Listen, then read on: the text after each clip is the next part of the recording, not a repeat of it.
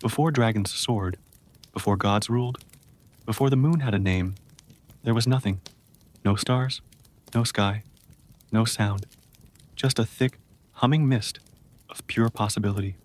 Tonight, we begin a journey through the dreamscape of Chinese mythology, slowly, curiously, and sleepily.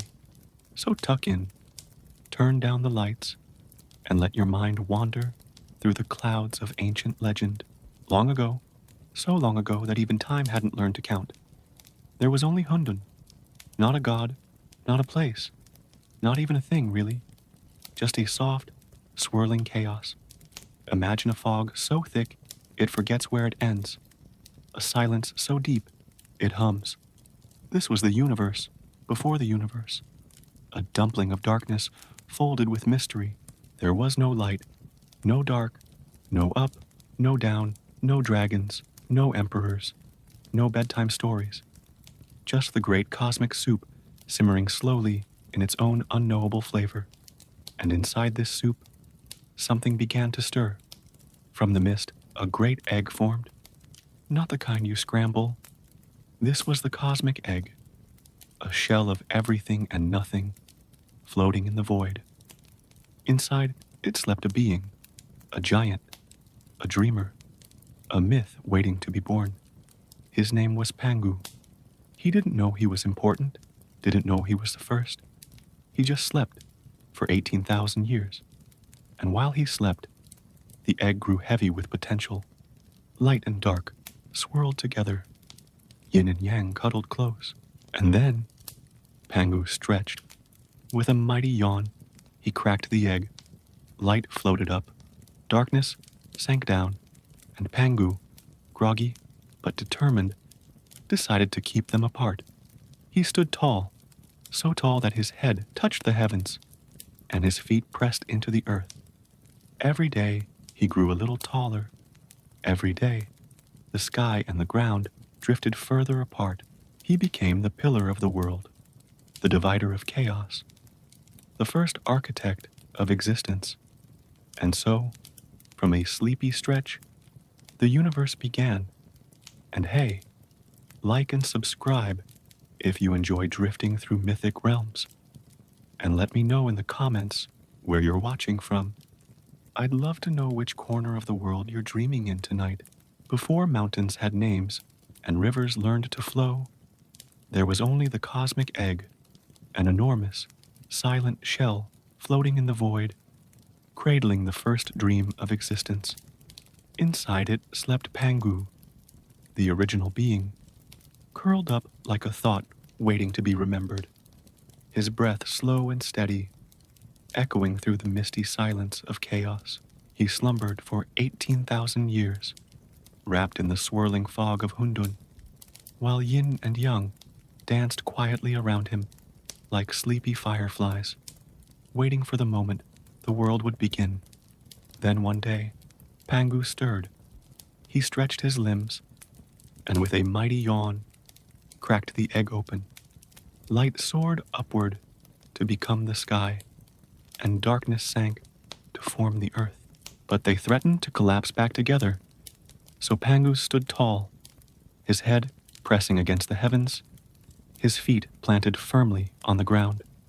Each day, he grew taller, pushing sky and earth apart, like a sleepy giant holding open the curtains of reality.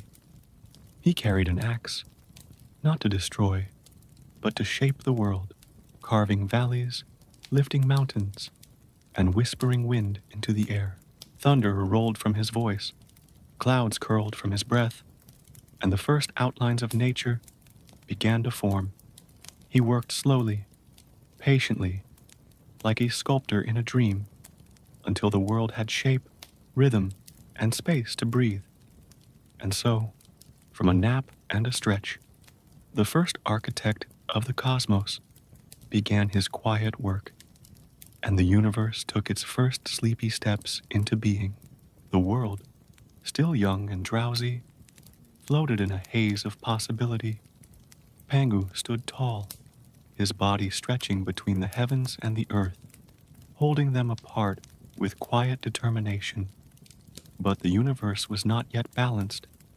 Within the swirling mist of creation, two ancient forces began to stir: Yin and Yang, the twin energies of existence. They were not gods nor spirits, but eternal rhythms. Yin was the cool breath of night, the hush of shadows, the curl of mist over mountain peaks. Yang was the golden warmth of day, the crackle of fire, the rush of wind through bamboo groves. They had always been there, folded into the chaos, waiting for space to move, to dance, to shape. As Pangu grew, so did the distance between sky and earth, and yin and yang began to flow freely. They did not fight. They did not argue. They simply balanced, like the inhale and exhale of the cosmos. Yin softened the edges of Yang's brightness, and Yang warmed the chill of Yin's silence. Together, they spun the fabric of reality, weaving contrast into every corner of the world. The mountains rose, where Yang pushed upward, bold and jagged. Valleys formed where Yin settled, gentle and deep. Rivers flowed with Yang's momentum, while lakes rested in Yin's stillness. Even the clouds carried their signature: Yang in the sunlit wisps, Yin in the heavy, rain-laden folds. Pangu watched this dance with quiet awe. He did not speak, but his presence gave structure to the swirling energies. His breath became the wind that carried Yin and Yang across the land. His heartbeat echoed in the rhythm of tides and seasons. The world was no longer a blank canvas. It was a living tapestry of opposites, each thread pulled by the push and pull of these cosmic twins. And though Pangu's task was to hold the sky and earth apart, it was Yin and Yang who filled the space between, painting it with harmony. In time, their influence seeped into everything: day and night, male and female, motion and rest. Even the thoughts of future gods and mortals would be shaped by their balance. The universe, once a sleepy soup of chaos, now pulsed with rhythm, and in that rhythm, life would one day find its place. But for now, the sky held its breath, the earth hummed softly, and Yin and Yang danced on, eternal, invisible, and endlessly entwined. Pangu had stood for thousands of years, holding the sky and the earth apart with his immense strength and quiet resolve. Each day, he grew taller, and the world grew clearer. The swirling chaos had settled into form, and Yin and Yang danced in harmony across the land. But even giants must rest, and when Pangu felt his task was complete, he lay down one final time, not in defeat, but in transformation. His death was not an end, but a beginning. As his breath slowed, it became the wind that whispers through forests and rushes over mountaintops. His voice, once thunderous, became the distant rumble of storms. His eyes, closed in eternal sleep, became the sun and the moon, one blazing with warmth, the other glowing with gentle light. His blood flowed into the valleys, becoming rivers that meandered across the land like ancient veins. His bones hardened into mountains, strong and silent, standing watch over the world. His muscles softened into fertile soil, rich and ready to cradle life. His hair scattered into the sky, becoming the stars and clouds. Even his sweat turned to rain, nourishing the earth below. And the tiny creatures that had lived on his skin, fleas, they say, became the first humans, small and curious, wandering the land, shaped by their creator's body. Nature itself was born from Pangu's sacrifice. The forest grew from his limbs, the oceans from his breath, the sky from his skull. Every corner of the world carried a piece of him. The mountains whispered his name, The rivers sang his story. The wind carried his memory across the plains. And though he was gone, his presence lingered in every stone, every breeze, every sunrise. The world was no longer a blank canvas. It was a living, breathing tribute to the quiet labor of a sleeping god. And so, from death, life bloomed. From silence, song. From stillness, the endless rhythm of nature. After Pangu's body became the world, the earth was beautiful, but empty. Mountains stood tall. Rivers flowed freely. Clouds drifted lazily across the sky. But there was no laughter, no voices, no footsteps. The world was quiet, like a painting waiting for its first brushstroke of life. And from this silence emerged Nuwa, a gentle goddess with a heart full of compassion and curiosity. She wandered through the valleys and forests, marveling at the beauty around her. But she felt a deep loneliness. The wind whispered, the birds sang, but there was no one to share the joy of creation. So Nuwa knelt beside a river, scooped up a handful of yellow clay, and began to mold. With delicate fingers, she shaped the first human, soft, small, and imperfect, but full of potential. She gave it arms to reach, legs to wander, eyes to wonder, and a heart to feel. When she placed it on the ground, it came to life, blinking at the sky, breathing the air, and smiling at its maker. Nuwa was delighted. She made another, and soon the hills were alive with people, laughing, dancing, exploring the world that Pangu had built, and she had filled. But the task was endless. The clay dried quickly, and her hands grew tired. So she dipped a vine into the river and flung droplets of clay into the air. Wherever they landed, a new human sprang up, less perfect, less detailed, but still alive. And so, the rich and the poor, the strong and the weak, the curious and the quiet, all were born from Nuwa's hands and heart.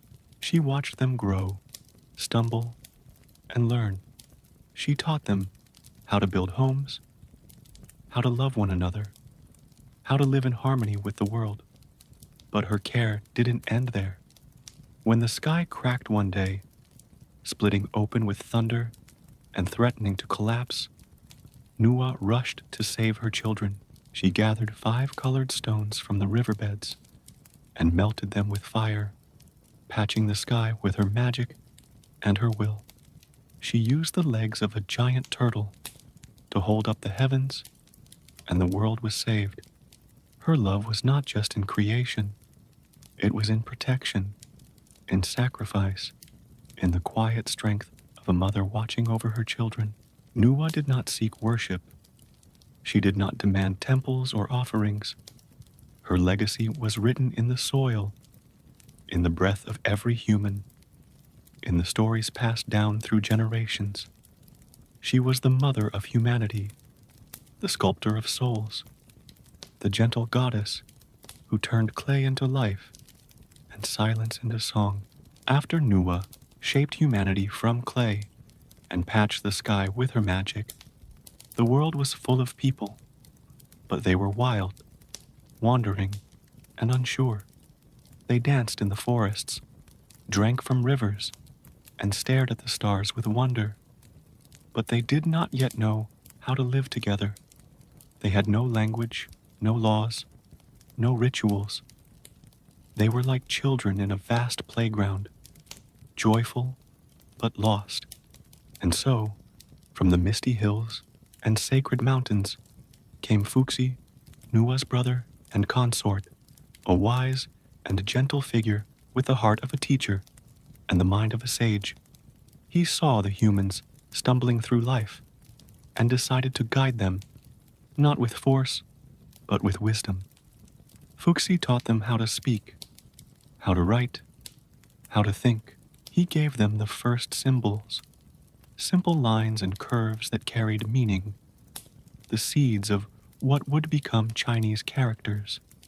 He showed them how to fish with nets, how to hunt with traps, how to cook food and store it for winter.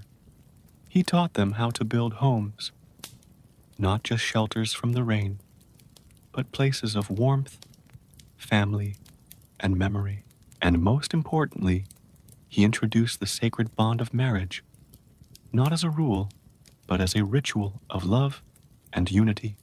Under his guidance, humans learned to pair not just bodies, but hearts and minds, to build families that would last beyond a single lifetime. Fuxi also gazed into the heavens and saw patterns in the stars, rhythms in the seasons, and harmony in the elements. He created the Bagua, the 8 trigrams, symbols that mapped the forces of nature and the flow of energy. These trigrams became the foundation of philosophy, divination, and understanding, guiding people in their choices and helping them live in balance with the world. He did not rule with a crown or command with armies. He simply walked among the people, sharing knowledge, like seeds scattered in fertile soil. Under Fuxi's quiet leadership, chaos became order, the wild became civilized, and the humans, once clay figures blinking at the sky, became thinkers, builders, lovers, and dreamers. His legacy was not carved in stone. It was written in the way people lived, the way they spoke, the way they loved. And though he eventually vanished into the mist from which he came, his teachings remained, echoing through generations like a soft melody carried by the wind. Long after Pangu had shaped the world and Nuwa had filled it with life, the heavens remained vast and ungoverned, a celestial expanse of stars, clouds, and wandering spirits. The gods had begun to emerge, each with their own powers and personalities, but there was no order, no ruler to guide the heavens. The sky, though beautiful, was restless, and so, from among the immortals, a humble figure rose, not with thunder, but with quiet virtue. He was not born into power. He was not forged in fire. He was a mortal man, kind and wise, who lived a simple life on earth, helping others, studying the Tao, and seeking harmony in all things. His name was not yet known to the stars, but his heart was pure. One day, the heavens trembled with imbalance. The gods quarreled, the stars flickered with uncertainty, and the balance of yin and yang began to waver. The celestial court, sensing the need for a leader, declared a divine trial, a test of virtue, wisdom, and strength. Many powerful beings stepped forward, dragons with thunder in their veins, warriors with flaming swords, sages with ancient scrolls. But the humble man, quiet and unassuming, also entered the trial. He did not boast. He did not fight. He simply endured. Through storms and illusions, through riddles and temptations, he remained calm, compassionate, and true. His spirit shone brighter than any flame, and the gods took notice. At the end of the trial, the heavens bowed to him. He was crowned the Jade Emperor, ruler of all celestial realms, not because he was the strongest, but because he was the most balanced. He brought order to the stars, harmony to the gods, and peace to the heavens. He built the celestial palace, where the divine bureaucracy would take shape, assigning roles to gods and immortals, ensuring that the cosmos flowed with rhythm and justice. Under his reign, the heavens became a mirror of the Tao, structured, serene, and wise. The Jade Emperor did not seek worship. He did not demand obedience. He ruled with quiet dignity, watching over the world like a father watches his sleeping child. And though his throne was made of jade, It was his heart that truly held the heavens together. His rise was not a conquest, it was a gentle ascent, a story of virtue triumphing over power, and wisdom guiding the stars. Once the Jade Emperor ascended to his throne in the celestial palace, the heavens, vast and shimmering, began to hum with purpose. But even paradise needs organization. The stars twinkled with curiosity, the clouds drifted aimlessly, and the gods, powerful and peculiar, wandered without direction. So, the Jade Emperor, wise and serene, began to shape the heavens, not with thunder, but with structure. He created the heavenly bureaucracy, a divine system where every god, spirit, and immortal had a role, a title, and a duty. It was not a kingdom of chaos, but a celestial court of order, where the cosmos flowed like a well-tuned melody. There were gods of wind and rain, of thunder and lightning, of mountains and rivers. Each had a department, like officials in a divine government. The dragon kings ruled the seas, sending rain to the earth and storms to the sky.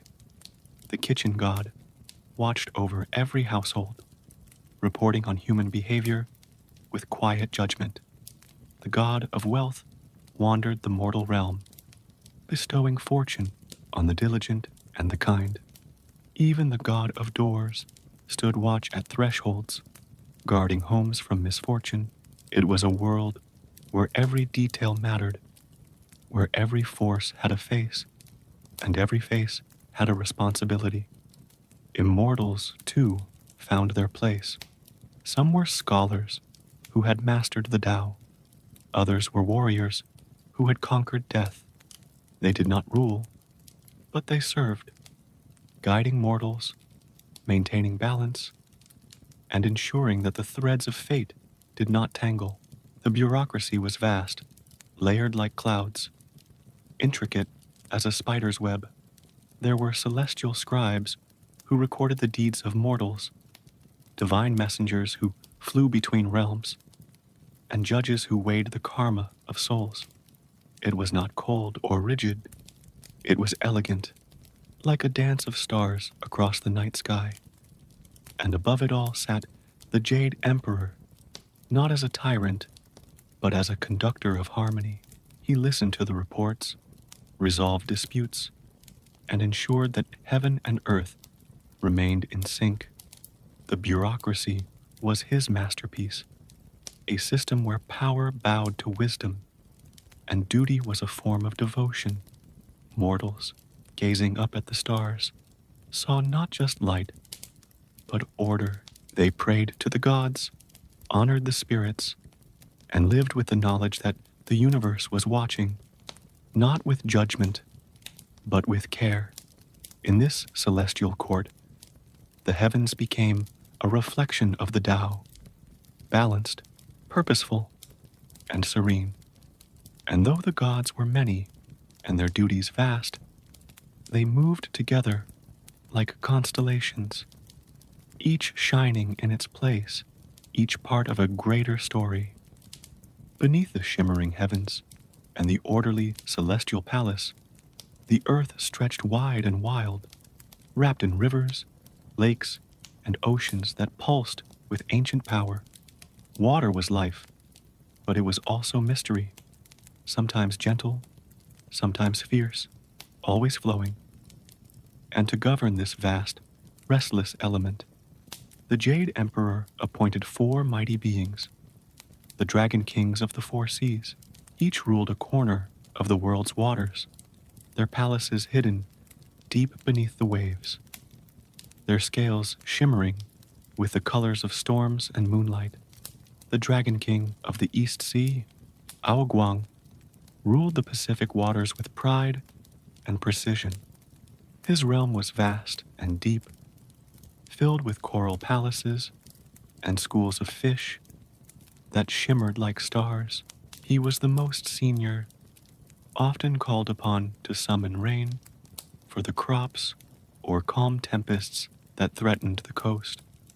The Dragon King of the South Sea, Ao Qin, was warm and generous, his waters teeming with life, and his heart open to the pleas of mortals.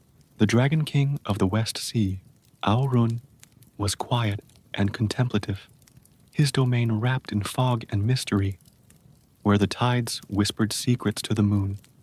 And the Dragon King of the North Sea, Ao Shun, ruled the cold, dark waters with a steady hand, his palace carved from ice and pearl, his storms fierce but fair. These dragon kings were not just rulers, they were guardians. They controlled the rain, the floods, the tides, and the storms.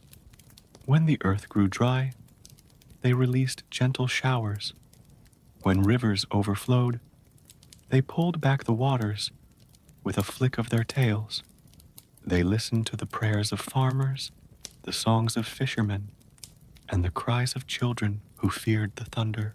Sometimes they appeared in dreams, their long serpentine bodies coiling through the clouds, their eyes glowing with ancient wisdom.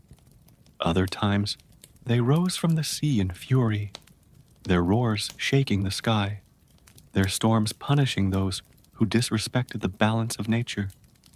Yet, despite their power, the Dragon Kings were deeply tied to the celestial bureaucracy. They reported to the Jade Emperor, attended heavenly meetings, and followed divine orders. They were majestic, yes, but also dutiful. Their palaces were filled with scrolls and maps, records of rainfall and ocean currents, and emissaries who traveled between realms to deliver messages and warnings. They were the embodiment of water's dual nature, fluid yet firm, nurturing yet dangerous, always moving, always watching. And so, the seas were never truly wild. Beneath every wave, behind every storm, the Dragon Kings kept watch. Their presence was felt in every raindrop, every ripple, every tide that kissed the shore. They were not just dragons. They were the pulse of the planet, the breath of the oceans, the guardians of the world's watery heart.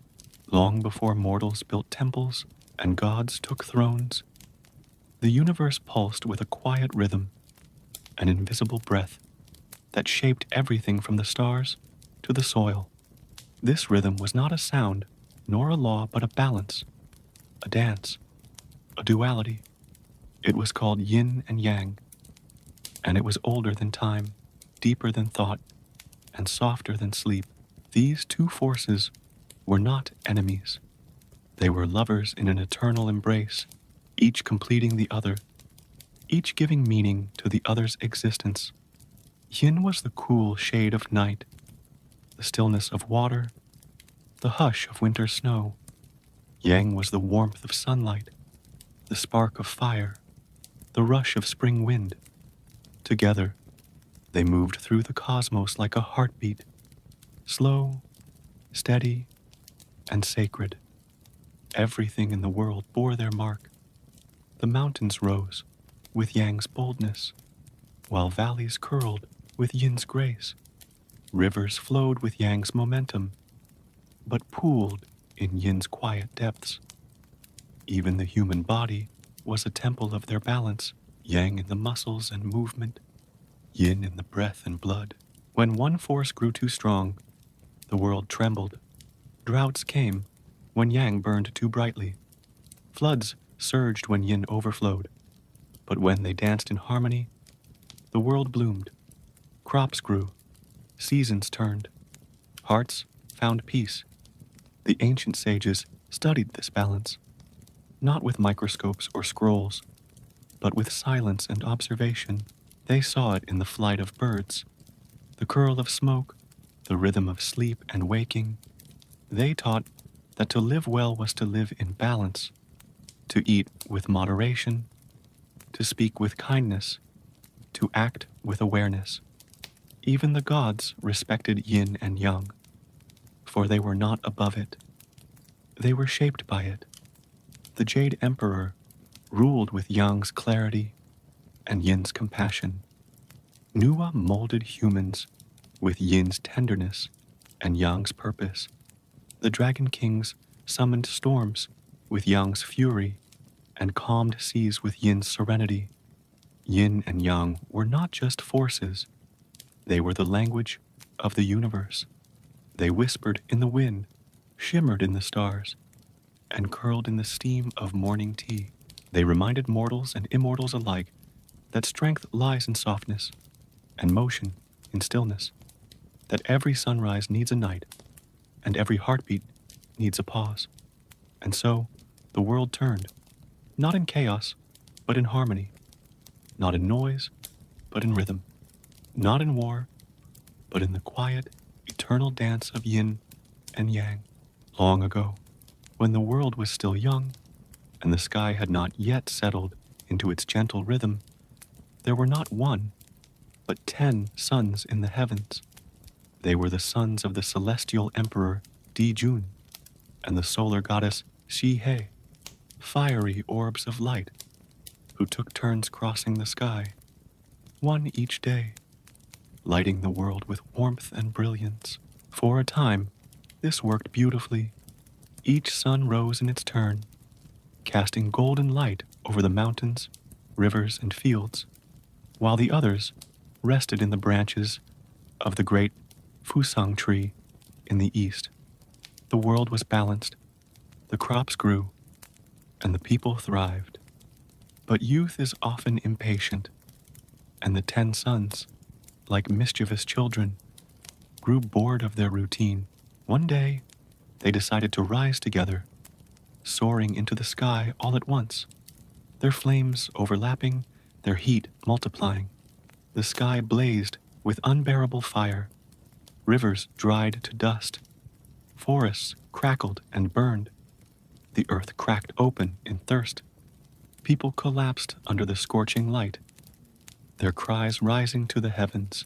The balance of yin and yang shattered under the weight of too much yang, too much fire, too much brightness, too much chaos. The Jade Emperor, watching from his celestial throne, was filled with sorrow and fury.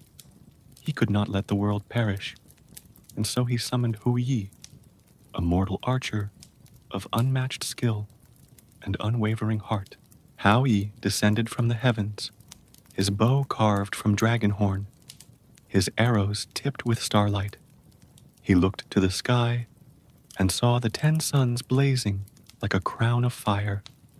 With a heavy heart, he drew his bow and loosed an arrow. One sun fell, its light extinguished in a burst of flame. Then another, and another, until only one sun remained, trembling in fear, hiding behind a cloud. The world cooled. The rivers returned. The trees sighed in relief. The people rejoiced. But Hou Yi did not celebrate. He had saved the world, yes, but at a cost. He had slain the children of the sky. The Jade Emperor, though grateful, could not allow a mortal who had killed divine beings to remain in heaven. Hou Yi was cast down to earth, where he wandered as a hero, a legend, and eventually a man burdened by his own greatness. Yet the people never forgot. They told stories of the archer who saved the world, who faced the fury of the sky with nothing but a bow and a steady hand, and the one remaining sun, humbled and alone, rose each day with care, never again daring to burn too brightly.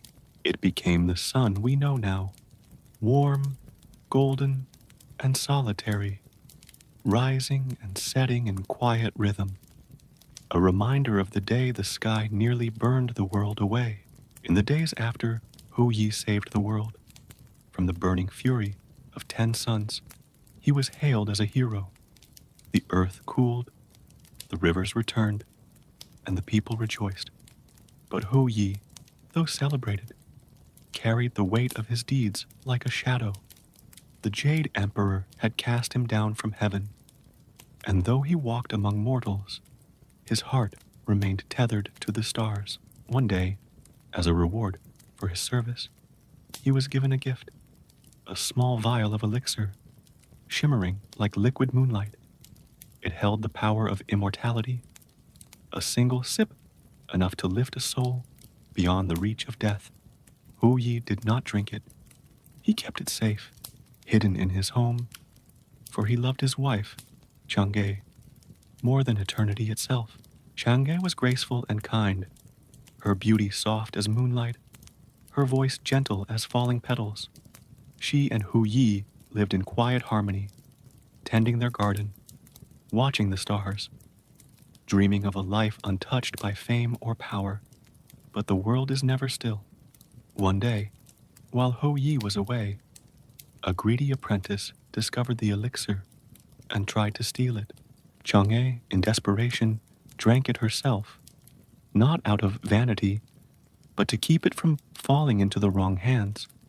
As the potion touched her lips, her body grew light, her feet lifted from the earth, and she began to rise, higher and higher, through clouds and wind, until she reached the moon.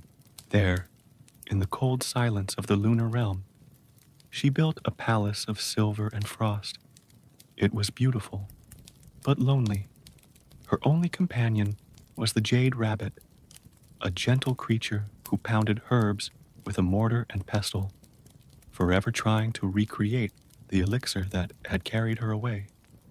Chang'e wandered the moon's gardens, gazed down at the earth, and whispered to the wind.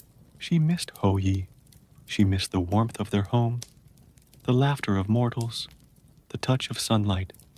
But she remained immortal and distant, a glowing figure in the night sky. On earth, Hu Yi searched for her, cried out to the heavens, and built altars in her honor. Each year, on the full moon of the 8th lunar month, people lit lanterns, offered mooncakes, and gazed upward, hoping to catch a glimpse of the Lady in the Moon. They told her story to their children, sang songs of her sorrow, and celebrated her grace. Chang'e became more than a legend. She became a symbol of love, sacrifice, and longing. And so, the moon was never just a rock in the sky. It was a palace of dreams, a home for a goddess, a mirror of the heart's quiet ache. Chang'e still watches from above, her light soft and steady, reminding the world that even in separation, love endures. Her story floats through the night like a lullaby, carried by moonbeams, whispered in sleep, and remembered in every gaze toward the stars. In the heart of the flower fruit mountain, where waterfalls sang and peaches bloomed in eternal spring, a stone sat atop the highest peak, ancient, silent, and waiting. One day, the stone cracked open, and from it leapt a creature unlike any other, a monkey, born not of flesh, but of earth and sky, carved by wind and rain, sparked to life by the breath of the cosmos. He was clever, curious, and wild.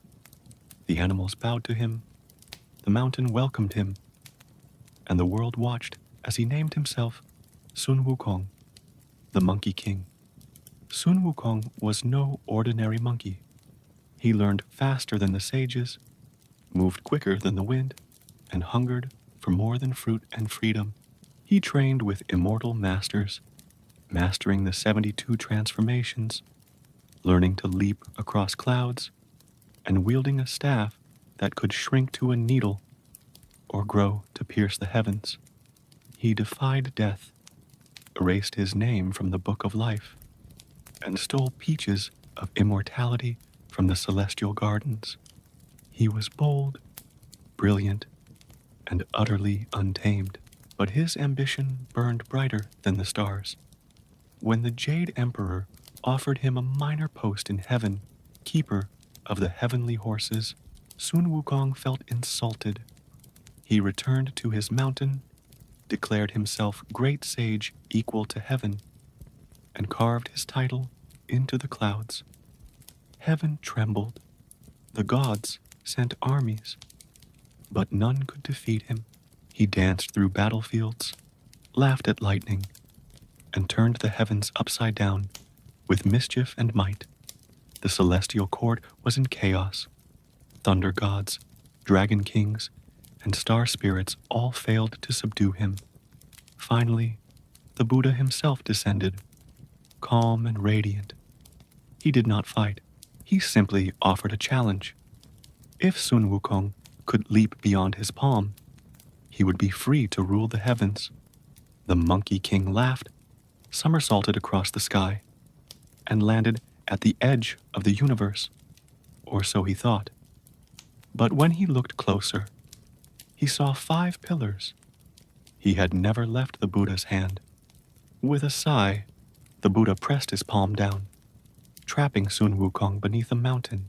There he remained for 500 years, his pride buried beneath stone, his spirit slowly softening. He was not destroyed.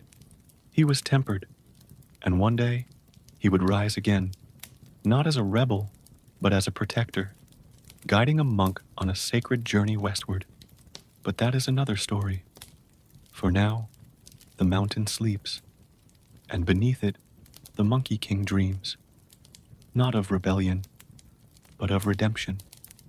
His tale echoes through the wind, reminding the world that even the wildest spirit can find its place, and even the fiercest fire can become light.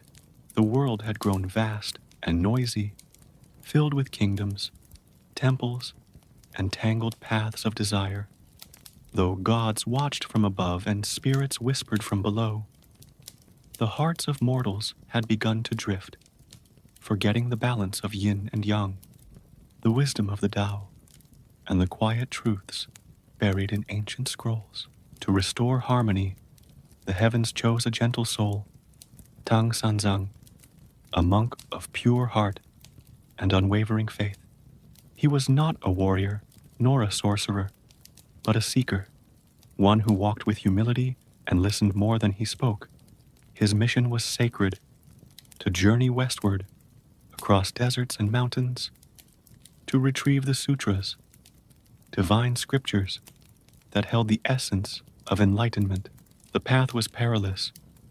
Demons roamed the land, hungry for flesh and power. Temptations lurked in every village, and illusions curled like smoke around his feet. But Tang Sanzang was not alone. The heavens sent him protectors, each flawed, each powerful, each in search of redemption. First came Sun Wukong, the Monkey King, freed from his mountain prison.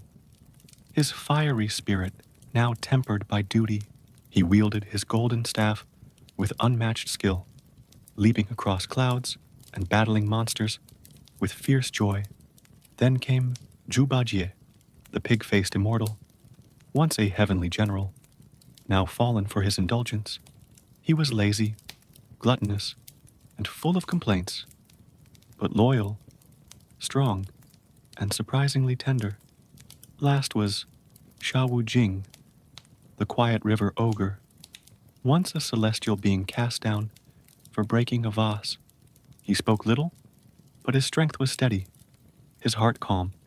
Together, they formed a strange family, bound not by blood, but by purpose. They crossed burning sands, climbed icy peaks, and faced trials that tested their courage, wisdom, and patience. Tang Sanzang taught compassion. Sun Wukong learned restraint. Jubajie discovered humility. Sha Wujing found peace. Each step westward was a lesson, each battle a mirror, each moment a thread in the tapestry of transformation. The journey was not just across land, it was through the soul, and though the sutras lay far away, hidden in the golden halls of India, the true treasure was the growth they found along the way. The story of their pilgrimage echoed through generations, not as a tale of conquest, but as a myth of redemption, friendship, and the long winding road toward wisdom. And so the monk walked on, his robes fluttering in the wind, his companions close behind, the sun setting gently at their backs. The west awaited, and with each step, the world grew a little quieter, a little wiser, a little more whole. In the quiet folds of Taoist legend, where mountains breathe mist and rivers hum with ancient wisdom, there exists a tale of 8 extraordinary beings, mortals, who defied death not through power, but through spirit. They are known as the 8 immortals, each a wanderer, a sage, a rebel, or a fool, who walked the crooked path of life and emerged beyond its end. They did not ascend in golden chariots or vanish in flashes of light. They simply lived, fully, strangely, and wisely, until the Tao embraced them. Each immortal carries a story, and each story carries a lesson. Lu Dongbin, the scholar swordsman, was once a restless poet who dreamed of fame, but after a dream showed him the emptiness of worldly success, he turned inward, mastering swordplay and alchemy, cutting through illusion with both blade and insight. He became a protector of the weak, a teacher of the Tao, his sword a symbol of clarity. He, Xianggu, the only woman among them, was a village girl who ate a sacred peach and began to glow with divine energy. She wandered the mountains, speaking to birds and healing the sick with lotus flowers. Her immortality was gentle, her power rooted in compassion and purity. Zhang Guolao, the eccentric old man, rode a donkey backward and claimed to have lived through multiple lifetimes. He carried a bamboo drum and vanished into thin air when questioned. His immortality was absurd, playful, and mysterious, a reminder that wisdom often wears the mask of madness. Han Xiangzi, the joyful flutist, was said to be the nephew of Lu Dongbin. He played melodies that could summon flowers in winter and make stones dance. His immortality was artistic, a celebration of beauty and spontaneity. Cao Guoju, once a royal official, abandoned his courtly robes after witnessing corruption. He chose a life of simplicity, using his jade tablets to purify spaces and guide souls. His immortality was noble, born from repentance and integrity. Li Tieguai, the crippled beggar, was once a handsome man who lost his body during a spiritual journey. He returned to earth in a broken form, carrying a gourd filled with medicine and wisdom. His immortality was humble, a lesson in seeing beyond appearances. Lan Kaihe, the gender-fluid wanderer, dressed in rags and sang riddles in the streets. They scattered flowers wherever they went and vanished without warning. Their immortality was enigmatic, a dance between form and freedom. Zhongli Guan, the bearded alchemist, carried a fan that could revive the dead and turn stones into gold. He taught the secrets of inner transformation, his immortality forged in the furnace of self-mastery. Together, these 8 immortals roam the world, not as rulers, but as reminders. They appear in taverns, temples, and dreams, offering guidance, mischief, and miracles. Each carries a sacred object, each embodies a facet of the Tao, and each whispers the same truth, that immortality is not escape, but awakening. Their stories are told in paintings, poems, and bedtime tales, and when the wind rustles the bamboo, or a flute plays in the distance, some say it's the immortals passing by, laughing, teaching, and reminding us that the path to eternity begins with a single, curious step. Far beyond the mortal lands, where the mountains touch the stars and the clouds drift like ancient scrolls, lies a realm of shimmering light and eternal spring. At its heart stands the jade pool, surrounded by groves of peach trees that bloom only once every few thousand years.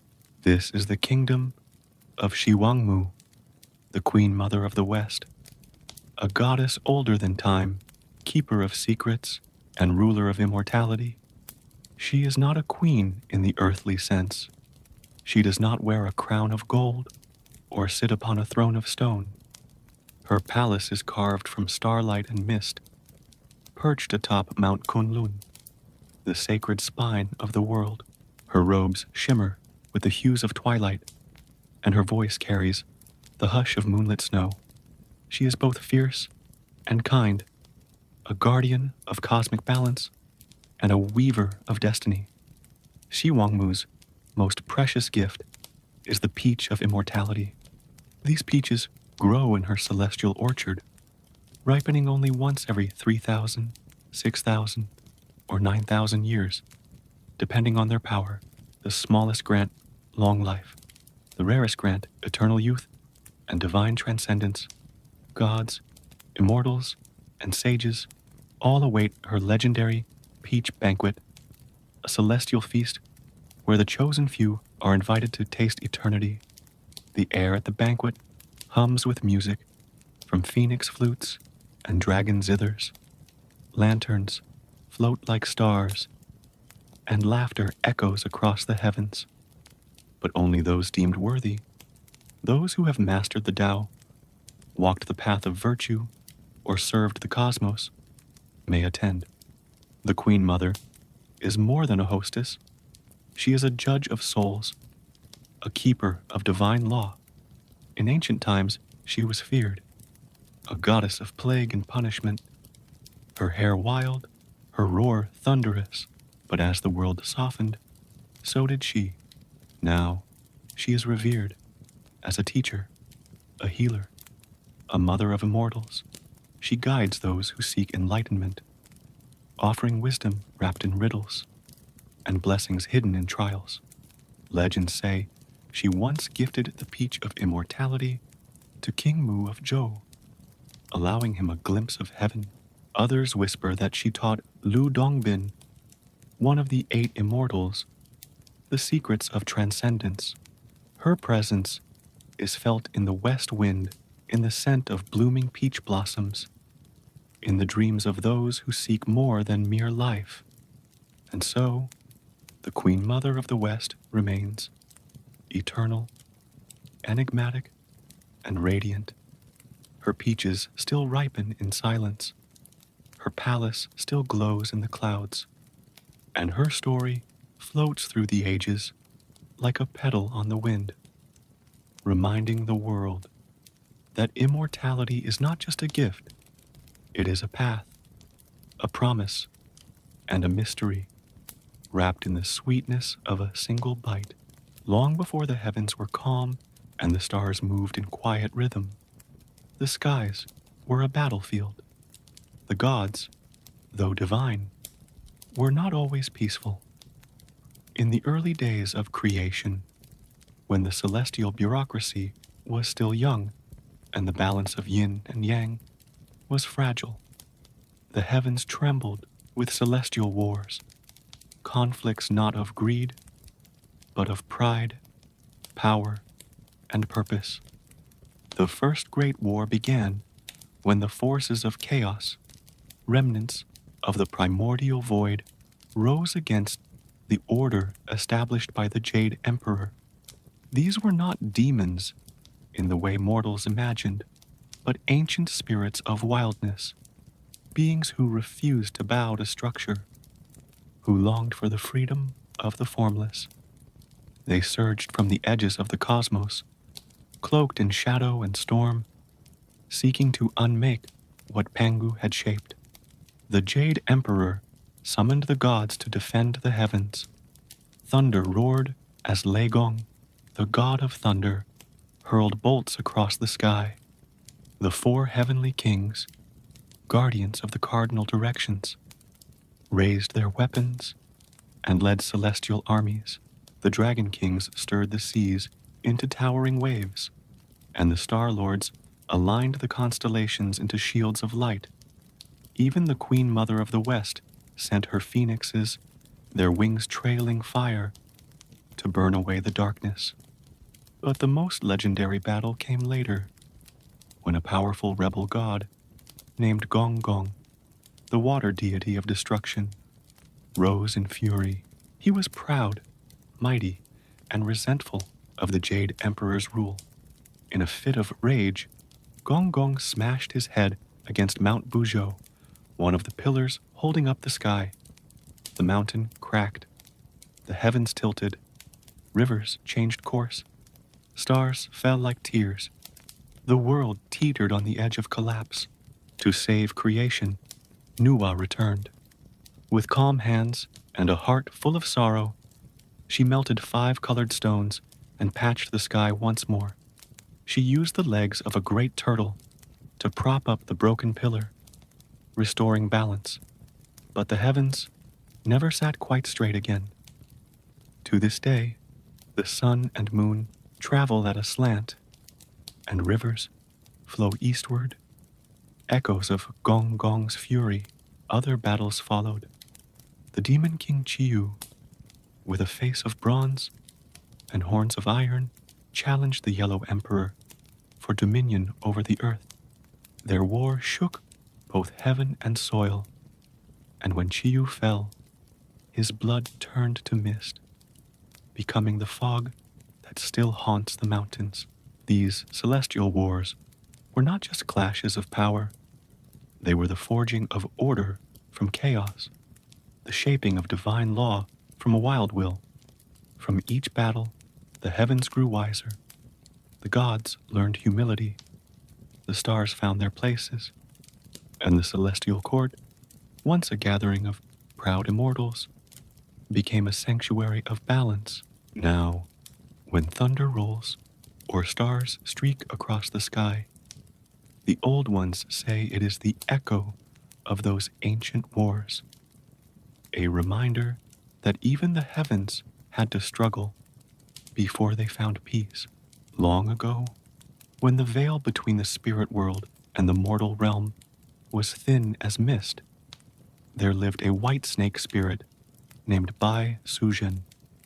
For centuries, she had cultivated her powers in the depths of a sacred mountain, meditating beneath waterfalls, absorbing the essence of moonlight, and learning the secrets of the Tao. She was graceful, wise, and kind, but lonely. Though she had lived for 1,000 years, her heart longed for something she had never known: love. One spring day, during the Qingming festival, Bai Suzhen descended to the human world in the form of a beautiful woman. As she walked along the banks of West Lake, the sky soft with rain and the willows swaying like dancers, she met a gentle scholar named Xu Xian. Their eyes met beneath a shared umbrella, and in that quiet moment, something ancient stirred. They spoke, they laughed, and soon they fell in love, not with haste, but with the slow certainty of souls that had known each other across lifetimes. They married and opened a small medicine shop in Hangzhou, where Bai Suzhen used her knowledge of herbs and healing to help the sick. The people adored her. Xu Xian cherished her. Their life was simple, joyful, and full of quiet grace. But not all spirits are welcomed in the human world. A monk named Fahai, guardian of the Jinshan temple, sensed Bai Suzhen's true nature. He believed that spirits and mortals should never mix, that love between them was a violation of cosmic law. And so, he set out to separate them. Through trickery, Fahai forced Xu Xian to give Bai Suzhen Realgar wine during the Dragon Boat Festival, a drink that reveals a spirit's true form. When she transformed into a giant white serpent, Xu Xian collapsed in shock. Heartbroken, Bai Suzhen fled to the mountains to find a cure. With the help of her loyal sister, Xiao Qing, the green snake, She braved storms and demons to retrieve a sacred herb and revive her husband. But Fahai would not relent.